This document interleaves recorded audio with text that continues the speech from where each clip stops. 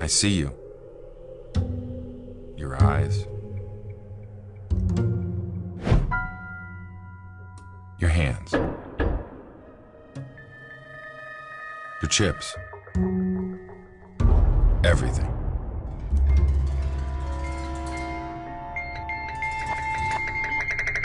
So I don't need to see your cards. We play at fulltailpoker.com.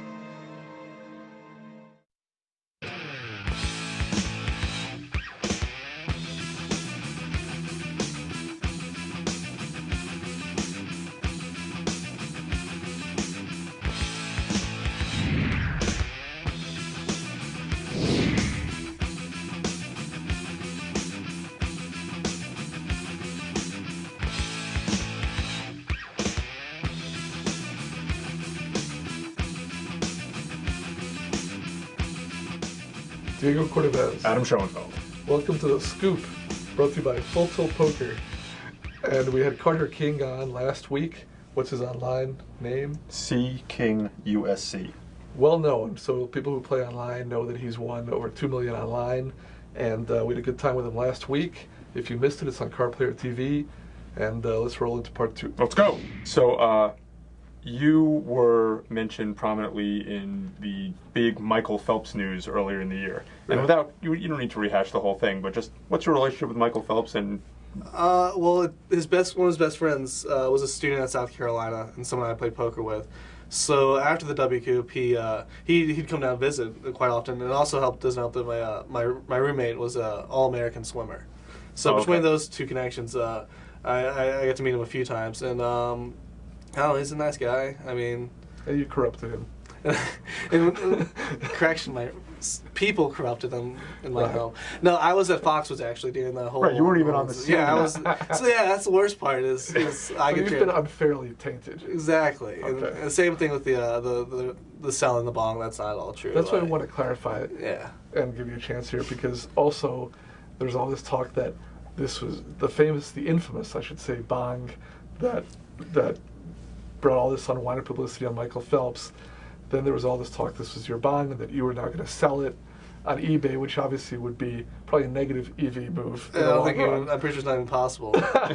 But people really took this seriously or began to comment on it. So obviously that's all absurd. Yeah, it kind of sucked watching like actual reporters report that as fact, and I was like, but whatever. I don't really care. It's so stupid. I mean, for him it sucks. For Mike it sucks. For me, I'm just another kid who. You can look back and laugh. I mean, at the whole thing. I do. And the fact that it was built up into like a big deal. I mean, the worst thing for me is I lost my bong. Yeah. I feel bad about bringing it up, but on the one hand, it's a story. On the other hand, I thought it was ridiculous the amount of play it got at the time. So we could just move on, but. It's no big deal. I'll see you at 4:20 this afternoon. Enough of that. I saw you describe yourself online as a student/bum/poker player. Is that still your posture? I think I'm less of a bum than I used to be. Moving to Vegas has helped tremendously, just because being 3 hours earlier playing online, it just changes everything. I can have a life after the tournaments are over. That's interesting. And I have time to do stuff before the tournament. It's just everything starts at a much more convenient time for having a real life. And with that, I've started waking up at a normal-ish time. I wake up in the AMs now. I've never done that before. And just stuff like that. It's true, and I've noticed that when I travel, living out here, but when I travel and I still play some of the online tournaments, it's a big difference. For example, the Full Tilt Big Sunday tournament starts at 3 o'clock on the West Coast. 6 on the East Coast is a lot different if you get anywhere. And then I'll play the Horse in the evening, which starts at 6:30 on the West Coast. But 9:30, you start playing and you get anywhere, it's 1, 2 in the morning. So it really is oriented towards the West Coast. And that's the easiest day. By intention or not. Monday, the 1K starts at 9 p.m. on Full Tilt. So you have... that's you're starting at 9. Hell, you're going out for drinks after that. Right. So, do you foresee yourself being a professional poker player for the rest of your life? You mentioned you're a little burned out on the online. What about poker in general? I'm not really burned out of poker. I do like to think that I will find other things, but I enjoy it. It's still, I love, even the days I don't love playing poker, I still love my job. So. You finished your schooling at South Carolina? No. Good man. about 2 years short. Yeah. Okay. Do you plan to do that, or? Like same sort of thing with planning to do, find a new career. Right. I'd like to. It's hazy. Right. I'd like to, but I'm not in a rush to do it just yet. I also am planning on completing my undergraduate studies. This is true, by the way, and I only have like one semester, and I've been thinking about this for 20 years. So, Why not? I don't want to be some egghead like you, Diego, who completed several degrees. Well, look how far they've taken me. My brother just graduated from college, and he just got a job working as a RA at a golf school. It's a boarding school for kids who play a lot of golf in Hilton Head, South Carolina. Oh my! It's just like really rich kids who get to play golf. I was all going to day. say this sounds like really rich kids. Right. And he's like an RA. That has nothing to do with like his international relations degree whatsoever. So that's okay as an early. So you haven't had a real job, job. As I you mean, say? not since I started playing poker. I worked for Pizza Hut like for a summer, like 2 summers actually. So I worked at the Salty Dog Cafe in Hilton Head. If you've ever seen the T-shirts. So you see that having real jobs is not a good. It sucks, sort of. Yeah, I just don't think I could do a boss and have people tell me what to do and wake up at 9 a.m. Or what time do people wake up at? Even earlier. That's what's frightening. I think and also, I think it's gotten earlier and earlier over the years. Yeah. People are even getting up there earlier. I just had a friend of mine who they just got a salary job and they're explaining to me the difference between that and pay by the hour. I was like, how do they know you're working? That's a very good question. Funny, you seem very disciplined and mature and serious, but at the same time, it's another step to what's all stuff I've just realized lately is like how little I know about actually being an adult. It's a little embarrassing, but I think I handle it all right. Well, yes and no, because the thing is, and this is just, it's easy to joke about it, but the flip side is, you've got to work to bring money in. It's not you don't have the paycheck coming in. You don't have the other fallback. So you do have to be disciplined in its own way to produce, to manage, to budget, so that you reduce the variance, so that some downswing doesn't break you. Right. Yeah. And you've got to manage and make all those decisions. So, yeah, on the one hand, it's, of course, we can kid about it, but on the other hand, it's like there's no artificial structure around you. It's like right. In many ways, you have to be more mature in some levels. Yeah, and I feel like exactly stuff like money management and hey, I'm pretty good at paying my taxes. I figure that stuff. Right. Yeah, I mean, you work for a big company. They're going to take your taxes out, tell you what you need to do. Right.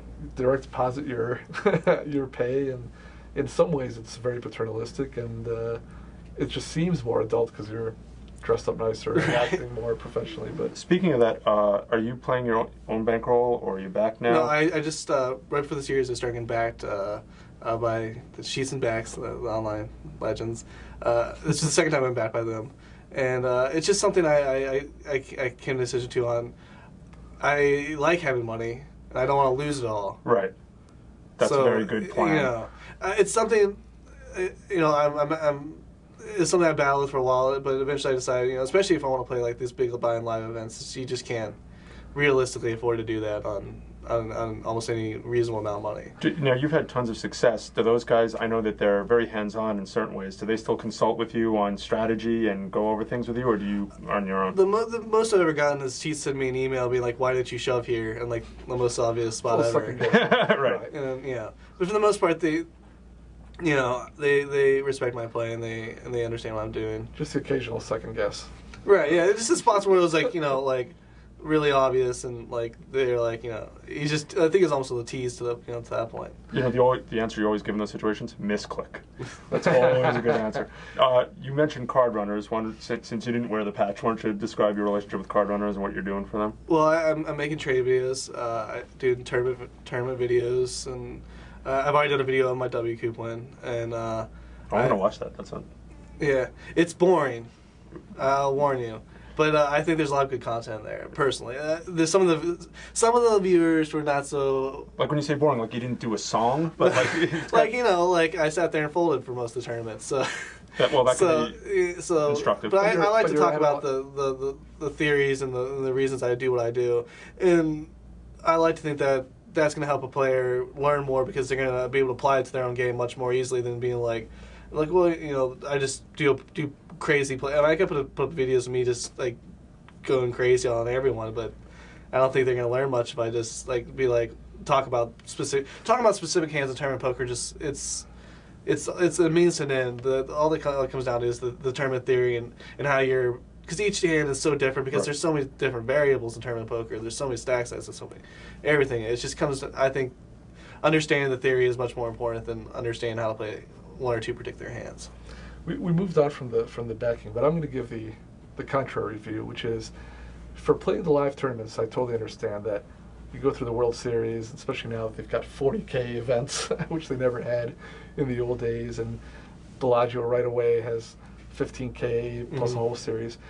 Money really adds up, plus traveling around and everything can really grind you down. But if you're just playing online, there's so many tournaments that the variance really is reduced. That's the beauty of being able to play so much online. And for like a proven winning player like you, you're giving away, whether it's half your net or less, but you're giving away a substantial portion of your earnings when it is going to balance out, and where there's enough action that it would take an incredibly bad run. Whereas if you're playing the WPT circuit, you could go 0 for 10 and you're down $150,000 or something. But online, realistically, it'd be hard to lose hundreds of thousands.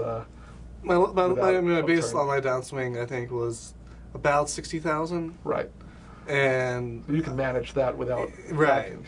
But the thing is now, and I think part of it has to do with this, the economy and the way live tournaments have slowed up in the last year or so, is just no one's offering live deals, live-only deals, especially a player like me.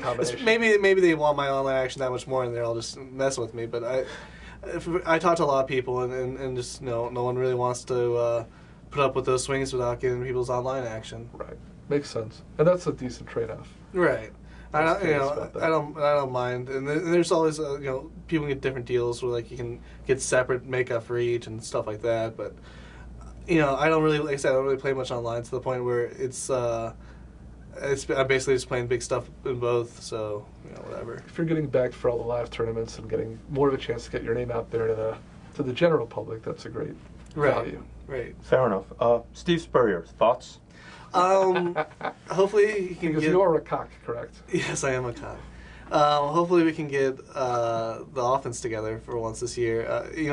I've been behind him, and he's kind of like let us down a little bit the last year or two.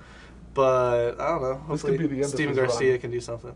Steven Garcia's been a troublemaker. He has, but I've been talking with some friends who have been hanging out with him lately, and they say he's really turning it around. He's got a kid now. He's growing up a little bit. Always a big positive for a college player. To have a child, yeah. In this case, maybe they'll settle down. Now you're a young guy. I'm going to close on this. George Rogers, thoughts? George, I like him. I mean, I've actually got to meet him. It's really cool. Yeah, and then I've actually had a lot of offers to play poker with Deuce Staley. He lives nearby, and he's wanted to play with me. Apparently, I've got a couple emails from people who know him. That's the beauty. You acquire a name for yourself, and now, even though they know you're a great player, they want to play with you. Right. Awesome. I remember when I first started playing, people told me that these guys would fly Johnny Chan out in their private jets to play against him. To lose a lot of money to him. Great. I mean, what's better than that? I would love for people to fly me places to lose money to. For people who don't know, George Rogers won the Heisman Trophy in 1980, I believe it was. 1980, yeah. And probably the only South Carolina. Oh, yeah, he's the only one we have. He's basically set for life. He's one of the best college players I've ever seen. He can walk around like a king. But you may be supplanting him if you keep your poker triumphs going. That would be very difficult, but... we don't know. Try. Anyway, it's been a pleasure having you. Thanks, we Carter. appreciate coming by, Carter. Thanks for joining us on The Scoop, brought to you by Full Tilt Poker. Write to us at The Scoop, cardplayer.com. I've seen just about everything. Seen queens overthrow kings, and straights flushed away. I felt the sweat after every re-raise, and nearly buckled after bad beats. Seen rags lead to riches, and witnessed countless miracles on the river. So if you want to play, take a seat and show me something I haven't seen. We play at FullTiltPoker.com.